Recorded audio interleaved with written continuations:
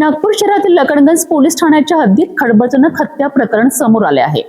मालधक्का परिसरात एका व्यक्तीची निर्गुण हत्या करण्यात आली असून आरोपी घटनास्थळावरून फरार झाला आहे।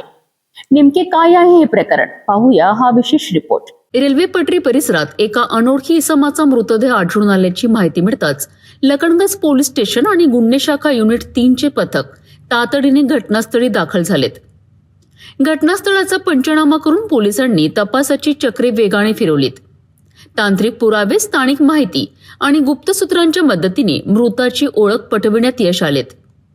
तपासादरम्यान मृत व्यक्तीचे नाव अब्दुल रेहान उर्फ रमू अब्दुल रज्जाक, राहणार मुदलिया नगर असे निष्पन्न झाले आहेत। पुढील तपासात आरोपी परमेश्वर उर्फ पप्पू पटेल आणि त्यांच्या साथीदारांनी मिळून ही हत्या केल्याचे उघड झालेत। त्यानंतर गुन्हे शाखेच्या पथकाने तत्काळ कारवाई करत मुख्य आरोपी पप्पू पाटील याला ताब्यात घेतले। चौकशी दरम्यान धक्कादायक माहिती समोर आली। जुन्या वादातून आणि घटनेच्या 1 दिवसाआधी मृताने आरोपीची आई आणि बहिणीला शिवीगाळ केल्याच्या रागातून आरोपींनी हा कट रचल्याचे तपासात समोर आलेत। आरोपींनी मृताला गाठून त्याच्या गळ्यावर आणि पाठीवर धारदार शस्त्राने वार केलेत।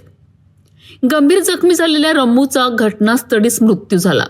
या प्रकरणात मुख्य आरोपी परमेश्वर उर्फ पप्पू पाटील, राहुल मनोज वैके आणि एका अल्पवयीन मुलाचा सहभाग असल्याचे पोलीस तपासात निष्पन्न झालेत। हे तिघेही मृताचे जुने साथीदार होते।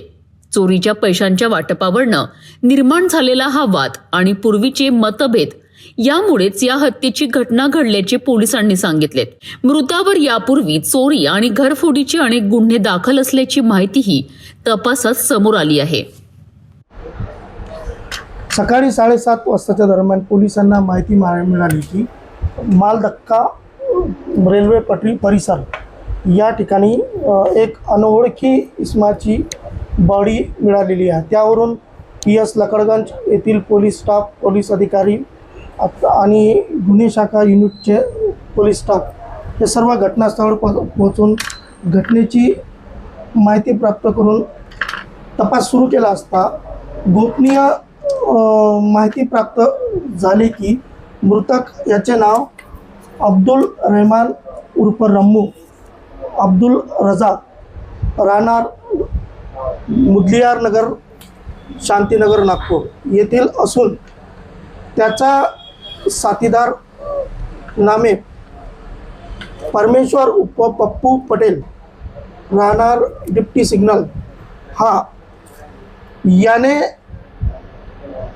त्याला शस्त्राने मारले असल्याची गोपनीय माहिती प्राप्त होऊन गुन्हे शाखा युनिटचा स्टाफ तात्काळ रवाना होऊन पप्पू याला ताब्यात घेतले।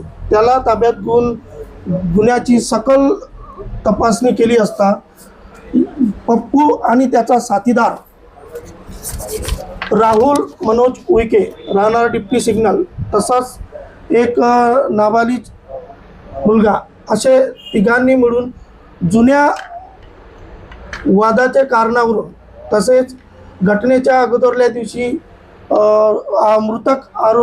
मृतक इसम याने त्याच्या आई बहिणीला शिवीगाळ केली असल्याच्या कारणावरून यांनी मृतक याला घटनास्थळी येऊन धारदार शस्त्राने त्याचे गळ्यावर, पाठीवर वार करून जीवानाशी ठार मारले असल्याचे निष्पन्न झाले आहे। यातील मृतक इसम आहे याच्यावर यापूर्वी घरफोडीचे, रॉबरीचे गुन्हे दाखल आहे।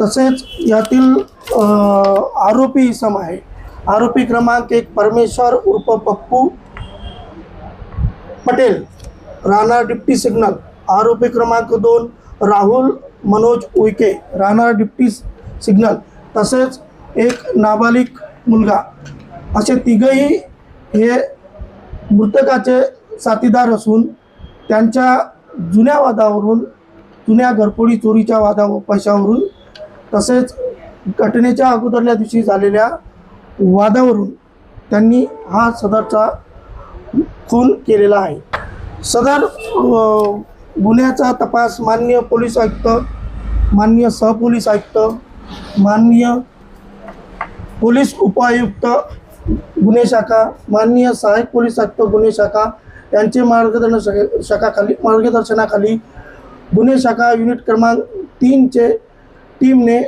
सदरची कारवाई केलेली आहे. नागपुरातील या हत्या प्रकरणामुळे परिसरात खळबळ उडाली असून आरोपीचा शोध सुरू आहे.